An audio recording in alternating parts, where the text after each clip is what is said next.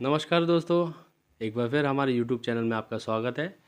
मैं आज आपको बताने जा रहा हूं कि कई यात्री जो है अपने दोस्तों और रिश्तेदारों से IRCTC के ऐप के थ्रू अपना रिजर्वेशन तो करा लेते हैं, लेकिन उनकी समस्या तब पता चलती है जब टीटी उनका चेक जो है टिकट बराबर चेक करता है। एक्चुअल में होता क्या है, कई बार हमारे दोस्त मित्र यार जो है कंफर्म हो जाए सीट, इसकी लालच में वो लोग अपना टिकट जो है बुक करते हैं, लेकिन गलत तरीके से। नाम बराबर लिखते हैं, ट्रेन बराबर लिखते हैं, जाना कहाँ है, कहाँ से जाना है वो भी बराबर लिखते हैं, लेकिन उम्र उनकी 60 साल डालकर सीनियर सिटीजन कोटे में वो सीट ले लेते हैं। एक्चुअली में रेलवे ने कुछ कोटे निर्धारित किए हैं जिसमें सीनियर सिटीजन, लेडीज़ कोटा और VIP कोटा या जो HO कोटा, हेडक्वार्टर कोटा है वो होते हैं।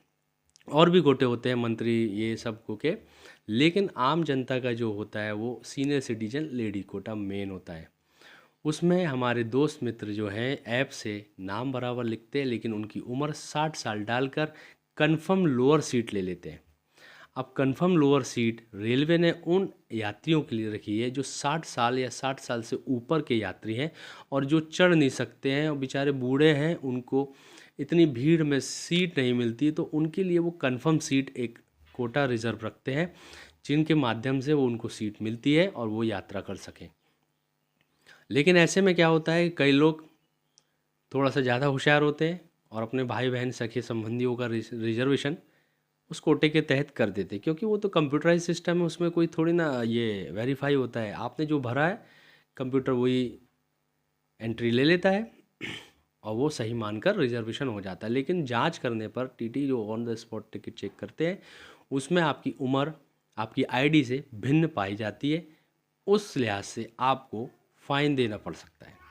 अगर आप सीट सीनियर कोटे के तहत बुक कराते हैं तो आपको जहाँ से आप चढ़े और जहाँ आप जा रहे हैं और जहाँ डिटेक्ट हुए उस हिसाब से फ़ाइन लगता है, और फ़ाइन का रेट जो है 250 से ऊपर भी हो सकता है।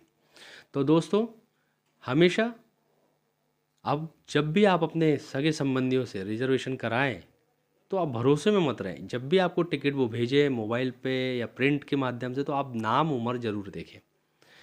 और उनको जब पता चलता है ट्रेन में तो वो बेचारे चौंक जाते हैं, अरे, या फिर कोई एजेंट कर देता है तो वो शॉक हो जाते हैं, फिर उनका फ़ोन नहीं लगता है तो उनको बुरा लगता है, हमको भी लगता है कि उनको धोखे में नहीं रखना चाहिए। और सीट कंफर्म हो जाए ये तो बिल्कुल भी बोलना नहीं चाहिए, क्योंकि सामने वाला जो एजेंट है वो पैसे कमाने के लिए आपका सीट इस तरह से कंफर्म कर देता है। और कंफर्म कर देता है, आप तो आ जाते हो, कई बार बच भी जाते हैं कई यात्री, टिकट चेक नहीं हो पाता है सही से या भीड़ में, लेकिन कहीं ना कहीं पकड़े जाते हैं। स्टेशन पे भी आपका अगर टिकट पूछे गेट पे जाने से बाहर पहले, तो वहाँ पे भी आपका ID प्रूफ मांगेंगे। और ID प्रूफ तो क्या, आपकी शक्ल से ही लगता है कि 60 साल का बुजुर्ग इंसान है कि नहीं है, सीनियर सिटीजन है कि नहीं, क्योंकि वो तो फेस से ही समझ में आ जाता है।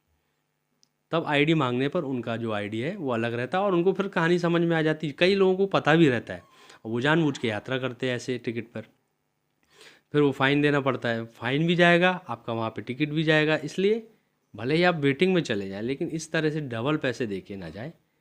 तो दोस्तों, मैं चाहता हूँ कि आप इस वीडियो से कुछ सीखें और आने वाले समय में जब भी आप टिकट बुक करें तो कंफर्म की लालच में ना करें कि आप एज बढ़ा के उसमें सीनियर सिटीजन के कोटे का यूज़ करें, क्योंकि ये गलत है। अगर जेन्युइन है तो बहुत अच्छा है, उसके लिए ही सरकार ने हमारे को ये सुविधाएं दी हैं।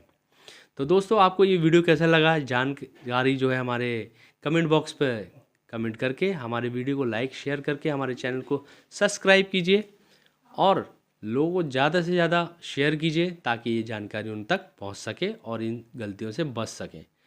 तो मिलते हैं एक नए वीडियो में नई जानकारी के साथ, तब तक के लिए नमस्कार।